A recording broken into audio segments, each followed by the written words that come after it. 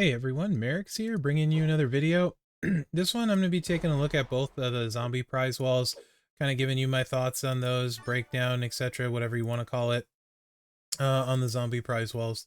I don't know how many shards most people are going to end up with. I think it's really going to vary. I haven't purchased anything on either of them yet. My faction did max the putrid pearls, so you can see I have a significant amount there.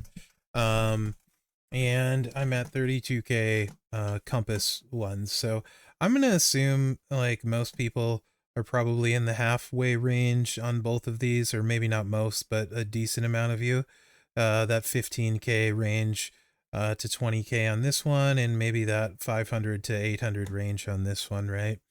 So let's just start off with this one. I think of all the gears on the wall, the one that I think is the best personally is the punk gear. It adds MP. He's low charge, lets him become 2-click very fast. That's probably my favorite gear of the gears. Price point wise, I wouldn't go anywhere near Bianca gear, Becky gear. Tuso, if you're going to use Tuso gear, is fine if you're using him.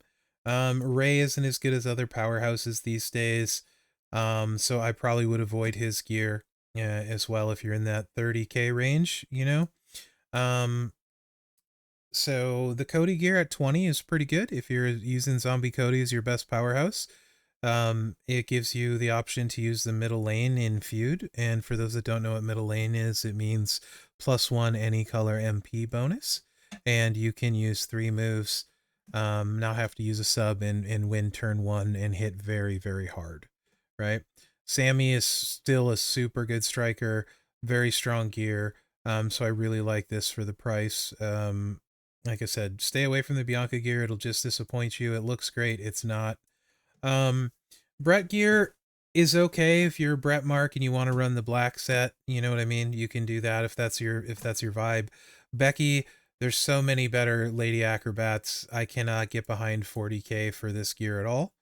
And the Bailey gear is nice. It does add some extra damage, which will probably be helpful for what comes next. So there's that, right? So that's kind of my thoughts on the gears there.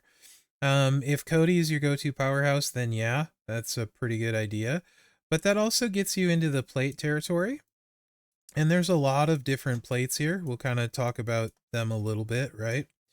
So, I mean, like, when you're thinking about like the gears, maybe you're at 20k compasses or 15. So you'd be thinking about one of the Brett or the Cody gear, or possibly the plates. LA Bite plate is good on a few people. Not a ton. I use mine on Oscar. It'd be solid on Powerhouse Live if you're using Powerhouse Live. It would be good on Bubba. You can use it on Bubba Ray Dudley for his yellow move set. There's obviously a bunch of others, but anyone using yellow moves with a yellow gem buff, you could use it there. It's a solid plate. It's not amazing. Same thing goes for the Heartstopper plate. I have mine on New Sammy. You could use it on D-Lo. If you have 3 blue moves, you're going to get 100% because it only proc on 2, not the last one. So it's pretty useful. You can find places for this one for sure. I also use one on Naya, new Naya Striker, because I didn't get the color turn plate, and I prefer her color turn build over her bro breaks by a mile, even without the new plate. Bailey silence plate adds some to Bailey for sure. Again, you can add more to her. It also works on Cena if you're going to use Tech Cena, but Roman Shredder exists, so kind of mostly only on Bailey right now, and it just adds extra if you're using 3 moves, and you may not need that. It'll probably be pretty good at some point though, because it does add 100% gem damage when you're making 6 or more silence gems, so this seems like a pretty good one to have locked down. Braid plate, I got 2 people that I think it's good on. New Judgment Day Dom, it's good on, but you're going to want a Black Royal Rumble to go with it. And Zombie Punk. After that, not so much. Maybe Razar Powerhouse Razar, if you put a gun to my head and made me tell you 3. Sheriff's Badge, by this point, you guys should know who that's good on. There's a ton of people it can work on. So pretty solid there. So what I would say to you, Z-Plate is very generic. Anyone with countdown gems, 50% all color gem damage, also fairly useful. 50% is better than nothing. So I kind of like that. This is a boss battle plate. So, you know, keep that in mind. Other than that, you're probably not really going to use it. You want to avoid using subs right now in feud. So I would ask yourself, you know, if what helps you, does any of these impact your roster now, right? If they don't impact your roster now, then you can kind of just do whatever you want and not super stress about it. I tend to prefer plates over gear because they're good forever. Gear is only good on that one specific person. That being said, if Cody's your best powerhouse, I think, you know, you kind of got to get the gear for him. And, you know, if Brett's your best showboat or your Brett Mark, then yeah, maybe you do that. I do think the Cody gear is significantly better than the Brett gear for what it's worth. And the Bailey gear is solid at 25k as well. So if you're in that 30k range, maybe you're trying to decide between Bailey or a plate, you know, a braid plate, for example. So there's that. I'd stay away from the straps. They're giving out decent amount of straps these days. This is a lot of compasses. I feel like this is going to be much easier for you to get in the future than the plates or the gears. So there's that. Of course, if you get to 33k, 500 LA Na shards is a huge chunk. Tuso, a lot of people love him at Showboat. He's got Cascade Risk. I don't. He is probably the fastest Showboat in feud with slight Cascade Risk. Just a 3-match with the purple build. You can do 2 moves if you have the stuff for him. So don't hate that. Bailey is amazing. So if this gets you Bailey, you know, go get her. Becky, not a fan of at all. Like at all. Sammy's still really good. Liv is solid and it's relatively cheap, right? So, and then the econ stuff, just I'd avoid this like the plague. That's just what I use if I have nothing else to get, right? Nothing else useful. So that's kind of the way I look at this. I mean, if this recruits you Punk, Zombie Punk's very, very good, right? All of these trainers, coaches are super good. So yeah, there's that. Also, keep in mind, if you get these gears before this event ends in 18 hours and 36 minutes, getting any one of those gears gives you 5k compasses. So you're going to get a sort of a refund. Your first, because they all give you 100,000. So your first gear gets you 500,000. Your second gear gets you 500 pearls. So if you had 40,000, you could theoretically get Brett gear and Bailey gear. Right? Let's see. Yep. Brett and Bailey gear, and then get 500 pearls and add to your pearl total. So if you really wanted something on the pearl prize wall and you're 500 pearls short and you didn't so much care about your compasses and you had 40k, you could do that. So keep that in mind as a really nifty strategy potentially. And also vice versa. If you can get to the LA Na gear and you're like 5,000 compasses away, well, then you can, you know, get yourself those 5,000 compasses, right? So in my case, I really want the Punk gear more than anything left on the walls for Zombie Punk. So if I get close enough on compasses, I will go ahead and buy the LA Na gear, even though I don't plan on using him, right? I don't think, I think this is a really, really, really bad price. I would not do this one, right? I also wouldn't do this one at all. I think those two prices are bad. If you have that many pearls, wouldn't do it, wouldn't touch it. Straps, I also think big waste of pearls. I mean, I know they're guaranteed for the specific person, but they're only the specific person. Stay away from the straps. That's in my opinion, a big mistake you're going to regret a lot later on. Brings us to the anniversary plates. So it's really the anniversary plates or maybe the LA Na gear to get you 5,000 compasses. I get asked all the time about the anniversary plates. So honestly, guys, I'm going to try and be completely brutally honest with you here. They're not, for the most part, really massive game changers unless you have a hole on your roster that they make someone go to the next level. People ask all the time, who can I use them on? You can use them on a ton of people. Are they good on that person? Maybe your definition of good, sure. But honestly, most of them just make bad superstars kind of okay, right? Or usable, as it were.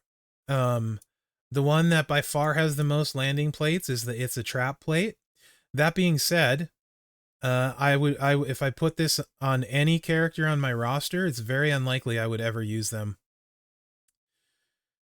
So even though it has the most spots and it seems like the best one to get, I kind of don't like it because trap people tend to be slower because it takes time for the traps to resolve. That's how I look at it. You don't need to look at it the same way, right? Um, this is like super good on Julius. It lets him do 2 moves in conjunction with the Tama plate and hit for like, 130, 150 million, whatever it is. I mean, my Ilya can do more than that in probably faster with 3 moves than Julius's 2 because of the resolve. So I'm not super excited about that. In 2 move, my Ilya is doing 115 million faster than Julius, so honestly, the place I would probably put mine if I got one would be the new Acro Seth, because you can use 2 moves and hit for about 75 million, not using an ultimate plate. Fairly quickly-ish, and Acro is one of the weaker classes, so that's probably where mine would go, and those are probably 2 of my more top places where I would put them when I think about like them potentially moving someone on your roster to a next level.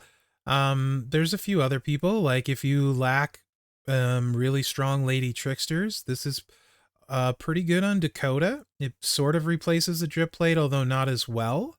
So it's sort of okay. It makes her usable, but she's not going to hit super duper hard. You know what I mean?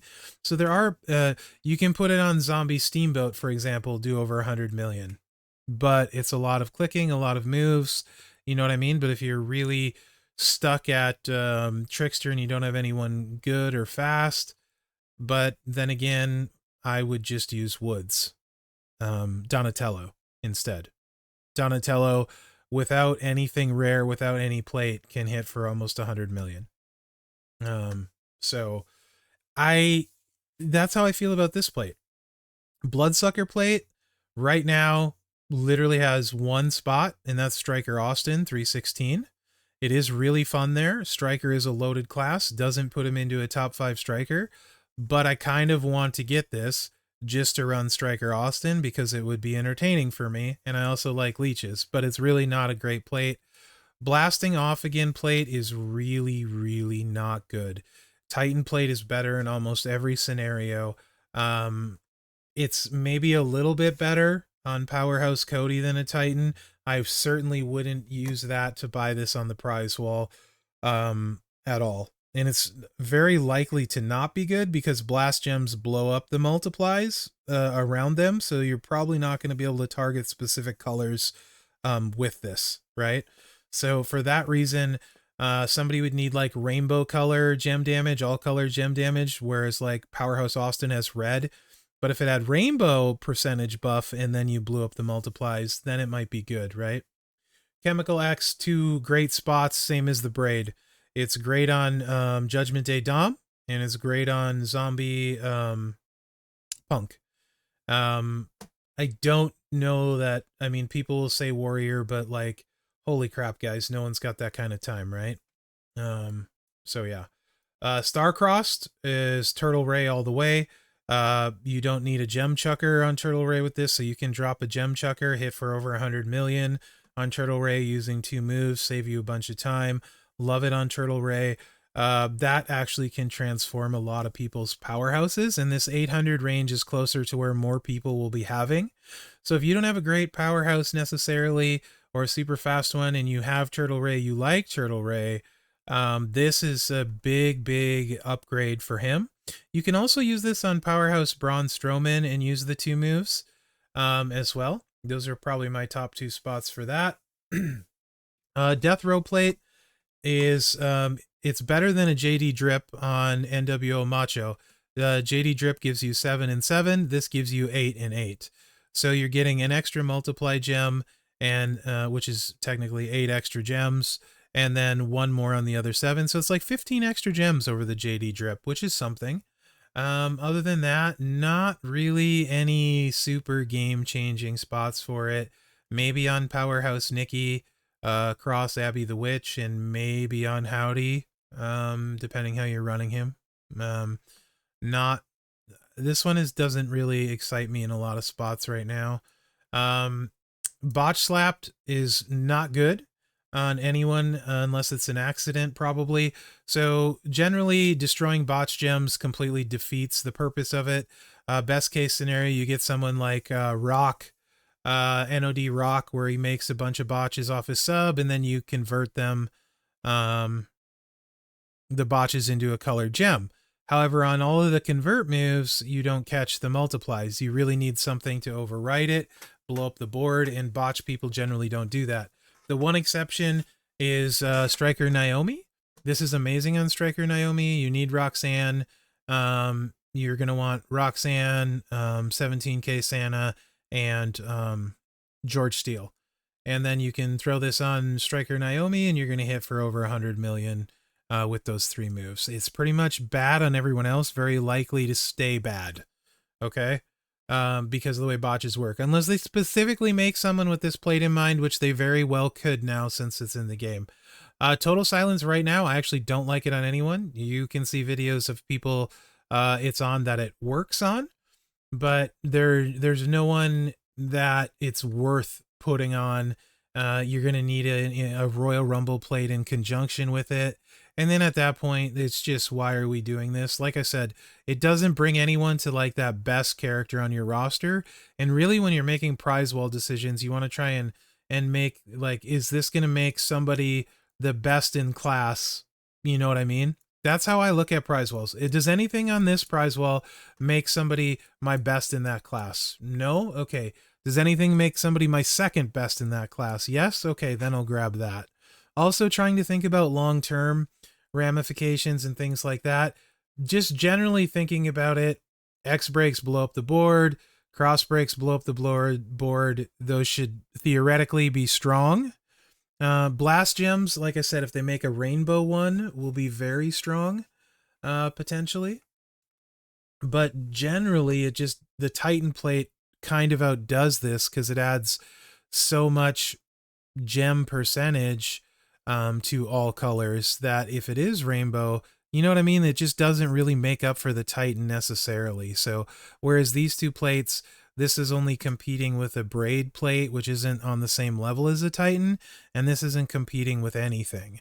That's why this, with Titan around, it's hard to imagine this will be super duper crazy game changing. It could be, but it's also dumb expensive, right?